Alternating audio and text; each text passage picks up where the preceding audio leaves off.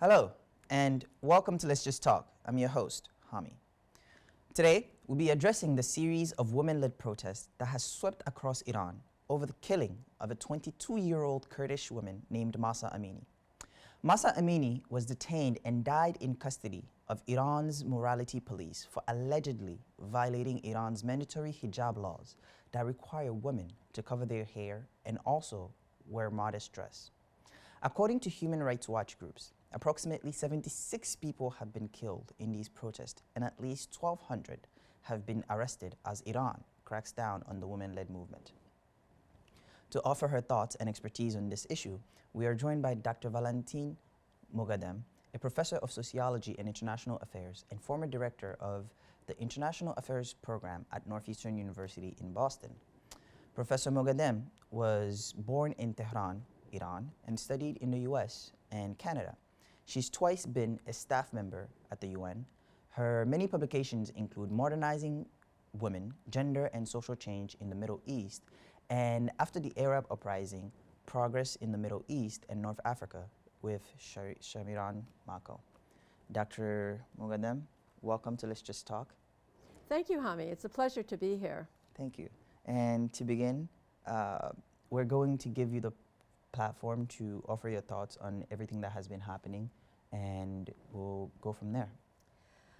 Well, Hami, as you've mentioned, Iran has had a tsunami of protests across the country following the death in police custody of a young Kurdish woman, 22-year-old Masah Amini, also known as Jian by her Kurdish name. And what is really telling to me and impressive about these protests are that they are women-led. The protests are being led by women, and most of the protesters are women, but they're also joined by men, young men, older men, men from across the country, women and men of all ages, ethnicities, language groups, religions. Iran is a multi-ethnic, multi-linguistic country, but there seems to be this unity of Iranians with this shared anger and grievance over the killing of this young woman. So the very fact that the protests have been going on around the country, the fact that they are led by women, the fact that the killing of Mahsa represents these different types of disadvantages and inequalities in Iran. She's a woman, she's a young woman, she's a Kurdish woman, she's a Sunni Muslim. The solidarity that the Iranian public has shown towards her and the anger about her killing is really very impressive and unprecedented, frankly. Thank you so much for that. And you just mentioned some of the disadvantages that came with Masah's identity. Could you elaborate on what these disadvantages mean in the Iranian context? Well, Iran, like every other country, has different levels of stratification and is a stratified society along various axes: class, gender, ethnicity, but also religion. Iran is, according to the Islamic Constitution of 1979-1980, Iran is a country whose official religion is Shia Islam.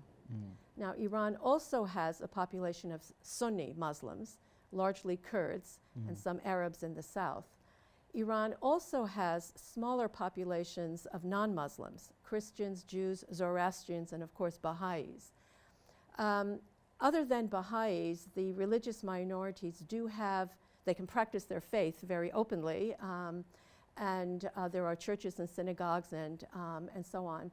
And they have representation in parliament. Baha'is do not. And yet, they can reach only certain levels of advancement in government, for example. Higher positions of authority have to be by Shia Muslims. So that is one sort of form of inequality within Iran, is along this axis of religion. Then you have the Persian language is the dominant language in Iran. Now, everybody speaks Persian, but we have other languages as well. Some of the religious minorities have their own language. The Christian minorities, for example, Armenians, Assyrians. And then we have these ethnicities that have their own language too. They become bilingual and in some cases trilingual, but it's the Persian language which is the dominant language, and some of the ethnic minorities are somewhat resentful of this. The fact that, for example, they are not able to study in their own language. There were some improvements after the revolution, especially compared to the pre-revolution, around this question of ethnicity and language and so on, but still. And then, of course, we have the situation of more development and more resources in certain parts of the country, and some disadvantage, underdevelopment, and deprivation in others. So some of the areas in the south, some of the areas on the eastern border of Iran do have the sense of, the population there has a sense of deprivation and such. Kurds have a very interesting history in other countries as well as in Iran. They once had briefly an autonomous republic in Iran in 1945 to 1946. And since then, they have felt some sense of grievance over being less resourced. The government doesn't pay that much attention to the development of the region. There is some good schooling and so on, but they do feel that, for example, positions of power in Kurdistan are held not necessarily by Kurds or Sunni Kurds, but by Shia Muslims from other provinces. So basically, the government itself is not representative of the people that it is supposed to be serving. That's true, and that includes women as well, because women are about 50% of the population, and yet the political system in Iran is very male-dominated and highly masculinist as well. It actually has, the Iran's parliament actually has among the smallest proportion of women in parliament. As we speak, it's under 6%. Wow.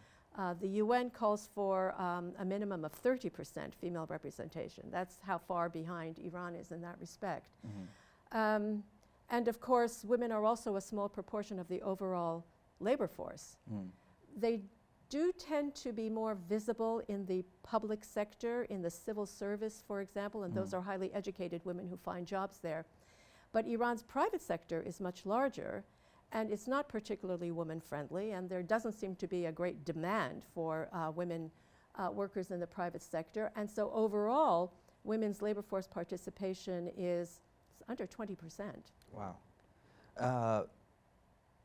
That's interesting, given that Iran's population, the most educated part of it happens to be women, over 63%. But I want to pivot a little bit to come back to the morality police. Yeah. What did it actually do? The Gasht Irshad. Right. That's what they're called. They were formed as a special unit of the police force to enforce the hijab in particular, as well as interaction by people who are not related to each other, let's put it that way, in public spaces. And in particular, they are there to enforce the dress code. Now, the dress code in Iran varies. Right after the revolution, the demand of all Iranian women was that they should cover up entirely. What that meant was either the traditional chador, which is this very large black material that you put over your head, and you actually have to hold it under your chin, so it's not very conducive to work and shopping and that sort of thing. But there were other forms of hijab that were also recommended, highly recommended. So a makna'eh, which covers all your hair and your neck and your shoulders, and then a long black, preferably black, coat, manteau, as we would call it. But then that started to change a little bit. And over the years, especially in the 1990s, when there was a little bit of a relaxation of some of these restrictions. Women began to wear more colorful clothes. Their manteaus were shorter, for example. They began to wear headscarves rather than the maknae. Few women are actually wearing the chador. The women who still wear chador in Iran, or the maknae plus the chador, would be the ones who are really affiliated with and supporters of the Islamic regime and Islamic law and such. But others will wear a very loosely tied headscarf, pushed back so that part of their hair shows. They will dress very fashionably, actually. But then from time to time, this Gasht Irshad, the morality police, will come and arbitrarily, unilaterally choose some woman to harass and detain and arrest. And that's what is so unpredictable and so risky about the police, too. It's really up to them as to who they want to target for arrest, for harassment or arrest. All right, thank you They're for that. very unpopular, by the way. Wow. And this is not the first time that protest has occurred in Iran over issues that people have grievances about. Can you contextualize how we got here, historically, what has happened, what conditions created the situation that we see today? Of course. Iran has gone through a cycle of protests. This present century has seen quite a cycle of protests, quite a wave of protests, actually, which probably will not end, will continue. But protests, of course, go way back to the early 20th century, but I should mention that right after the Islamic Revolution, right after the establishment of the Islamic Republic, the very first protest against the Islamic regime was by women. And that was in March of 1979. The 1980s were a very difficult decade because of the intense ideological pressure on everyone and also the Iran-Iraq war. So we didn't see any more protests until 1999, where we had the student movement and some demonstrations and protests by students. That was put down, and then we moved to the new century, where we see more protests by women, but at that time rather small, in 2004. Now this is at the end of the reformist era under President Mohammad Khatami and an incoming very hardliner conservative president, Mahmoud Ahmadinejad. Those protests of the women were put down too. The next set of protests are in 2009, the green protests. These came about as a result of what the protesters felt was a rigged election, which allowed that same very conservative hardliner president, Ahmadinejad, to serve a second term, rather than one or the other of his two reformist challengers. That was a huge, that was the first very large protest, actually since the revolution. That was also repressed, and some of the young people actually were treated quite badly, and a young woman was killed by a sniper. Then we move on to more recent years, where this was a little different. This had to do with economic conditions, with the difficult economic conditions. Right. So towards the end of 2017, beginning of 2018, we see a series of these protests, mostly by working class and lower middle class people, largely men, from different parts of the country, protesting the high cost of living, unemployment, bad jobs, and the rising cost of everything, including food and fuel. That continued the next year in 2019. So that first set we call the Dema protests, and the second set we call the Aban. The Persian calendar is different from the American, obviously. And then those more or less quieted down and dissipated until this past month, until the killing of Masah Amini, when suddenly, in a sense, this accumulation of grievances over the decades, political, cultural, ideological, economic, they have all now merged Right. to create this tsunami of protests around the killing of this young woman. So she definitely was the trigger that brought all these different groups together. As I said, this is unprecedented. It recalls the huge revolutionary movement of 1978-79 because it brings together men and women, different ages, different ethnicities, and so on. And people are in solidarity with her and her people, but they're also angry at the regime. And the slogan that the protesters are chanting everywhere, Zan Zendegi Azadi, which means woman, life, freedom, Right. is also unprecedented. And it says everything about what their grievances are about. It's about the restrictions on women. It's about the need, the desire for life and living, Right. and also freedoms. Wow, thank you for that. And that, before I ask the question relative to the media and its role in this movement, I want to talk about concerns that have been presented by some about, is this a protest that's going, or a movement that's going to last? Or is it something that will quell down over time because there is no one leader of the movement?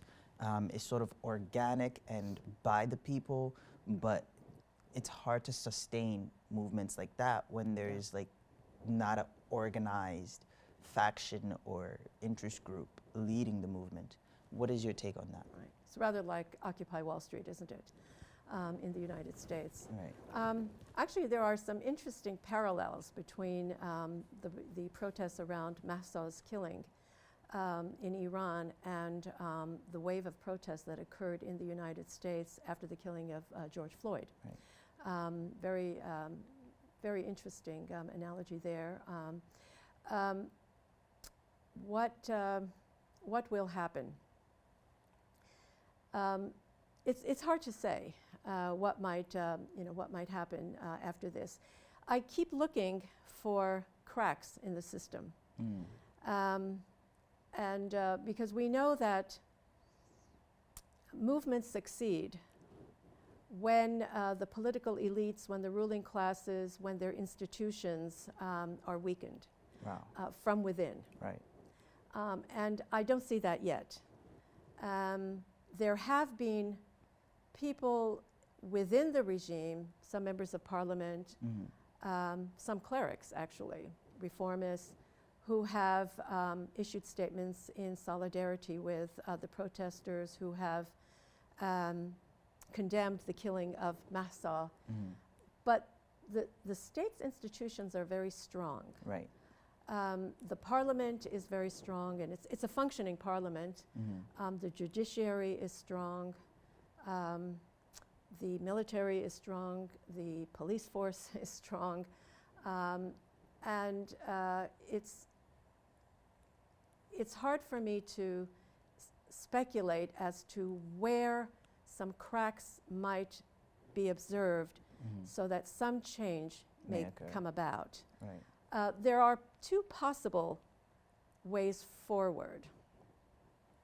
One would be for members of parliament to come up with some new bills to relax some of these restrictions on women and on young people.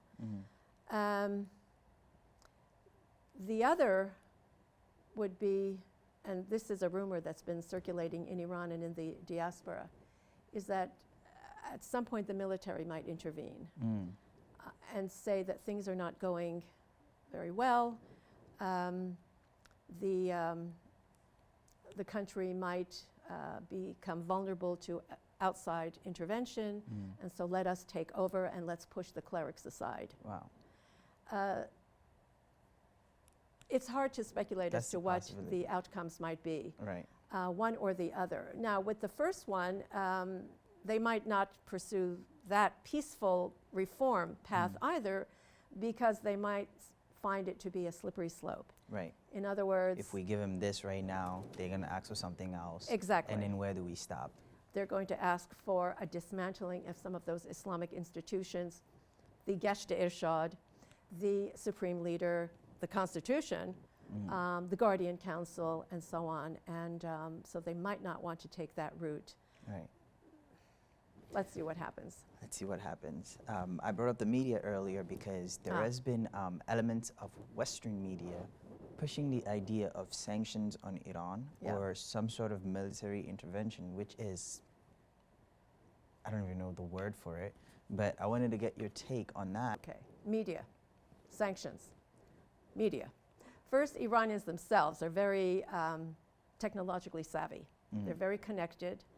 And we saw that in 2009 with the green protests. But so is the Islamic regime. So they shut down the internet. And what did some outside observers do? Well, first, Anonymous, that progressive collective, they tried to help some of the protesters circumvent the shutdown of the internet. Elon Musk, evidently, also offered his services. The American government, the Biden administration. To whom? To protesters. Okay. Yeah, to protesters, not to the government. The Biden administration declared that it would relax some of the sanctions to enable access to some technological tools that the protesters would be able to circumvent the internet suppression. I find that cynical and hypocritical. If the Biden administration were truly concerned about the well-being and welfare of the Iranian people, and especially the women, it would end the sanctions totally, all of them, not just these tools to circumvent the internet. And it would revive the Iran nuclear deal. There was a very interesting article written by an Iranian American, I think it was in the Los Angeles Times, and she raised the point too, that Iranians have been suffering for a number of years, for actually decades, under American sanctions, which has become increasingly more and more punitive. After Cuba, which by the way has been suffering for 60 years under American sanctions, Iran has suffered the longest, 40 years, and they have been very difficult on citizens themselves. There's a lot of research, Hami, that shows that sanctions have the worst effect on ordinary citizens. They do not necessarily dislodge regimes. Right. We've seen that in numerous places, Cuba being one and Iran being the other. But citizens suffer. And so for the Biden administration to say that we are supporting the Iranian people by lifting some of the technological tools, the sanctions on the technological tools, no, that's not going to cut it. Help the Iranian people alleviate the economic difficulties. Of course, some of the economic difficulties are definitely the result of governmental mismanagement in Iran, but they are also the fact that Iran cannot export and import easily. So end that, please, and then you will be on the side of the Iranian people and their welfare and well-being. And I would like to transition to some of the conversations that have been brewing on social media around hijabs and headscarves. And it seems as though each, depending on which interest group you are or what interest you have, people are co-opting this symbolic movement in Iran for their own causes and their own views. So from your standpoint, what is the burning of the scarves about? And what is the cutting of the hair about? Right. That really shows the extent of the grievances and the anger in Iran, Hami. You know, the burning of the headscarf is such an important symbol of the Islamic Republic. And it's important to many Muslims too. I mean, we can see that in Europe when so many Muslim girls are insisting that they be allowed to wear hijab and the headscarf and so on in school, university, public places and so on. But it is a very visible and strong symbol of the Islamic Republic and a very integral part of the identity and self-identity of the Islamic Republic. It's like the flag in America. So the burning of scarves, of headscarves in Iran is similar to the burning of, would be analogous to the massive burning of flags across the United States by protesters. That's how integral a symbol it is to the Islamic Republic. Many Iranian women will continue to wear the headscarf because they are believing Muslims and they believe that modesty is important. So you should be covering your head to some degree, and you should be wearing modest dress to some degree. But those same Muslim women, and of course the ones who are opposed to hijab, are opposed to compulsory veiling. Right.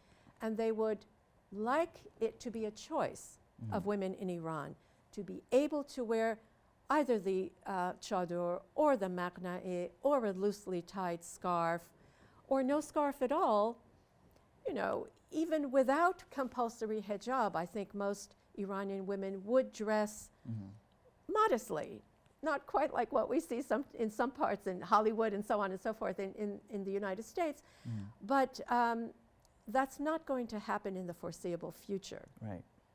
And it's interesting because the way social media and its algorithms work, it becomes about this thing of like, oh, it's about the scarf, it's about the hijab. And it's like, it's not about that necessarily. It's about the liberty to be able to choose to wear that or not to wear it, and not being forced and policed about what you can and cannot wear. And in a sense, then you have like the president, not the president, saying, well, it's a war against Islam, and using that as a way to justify the brutalization of protesters. And so then when people run on social media and make it about the hijab, then you indirectly support the regime, because it's like, I don't know, that was just my view of it, how the government sort of, how framing is important, and if we frame an issue a certain way, we end up helping oppressors rather than the people who are actually on the ground suffering and going through this protest. The narrative is no longer about an oppressive state and an oppressive regime, but rather about the scarves, when it's like the scarves symbolize the oppressive regime in Iran, not Islam and the scarves everywhere else around the world. There's a reason why Indian women, women in India and women in France are like, we want to wear our scarves, because the states in those countries are literally telling them, you can't wear this scarf. Whereas the women in Iran are like, no, we're gonna burn this because you're forcing us and policing our bodies. And there's a reason why in the United States, that's not a fight here. Absolutely. Yeah. You know, it's not just about the scarf in Iran. It is about the scarf, but the scarf also symbolizes the Islamic regime, Exactly. which so many people oppose. Right. And when people go around saying the slogan, Magbad dictator, down with the dictator, that's also about the regime. Right. It is not about Islam, and it is not about hijab. Right. But it is about more freedoms, more choices, more mobility, Right. and fewer of these restrictions, and definitely not this kind of policing of people in public that we've been seeing. Could you speak a little bit to patriarchy and how entrenched it is in the oppression of women and other minority groups in Iran? Yeah, what I should have said earlier too was that I think one of the reasons why hijab is disliked is that it's mandatory for everyone, for all women in Iran, including the religious minorities. Right. Now, it's been Muslim women largely who've been going out into the streets and protesting it, but all women must observe hijab. Patriarchy is very well entrenched in Iran. It's a new form of patriarchy. I call it neo-patriarchy. It's a modernized form of patriarchy that is actually enforced by the state. The classic form of patriarchy is one in which you have these extended families, tribes, clans, etc., where there's this elder, highest male authority who has power over all the junior men and, of course, the women. But we don't have that anymore. Actually, we have very few extended family. The nuclear family form is the dominant form in Iran and in quite a number of Middle Eastern countries, by the way.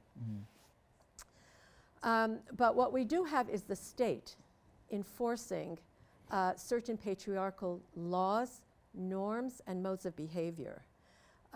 What are these laws? Well, first you have certain articles within the Islamic constitution. You have the penal code.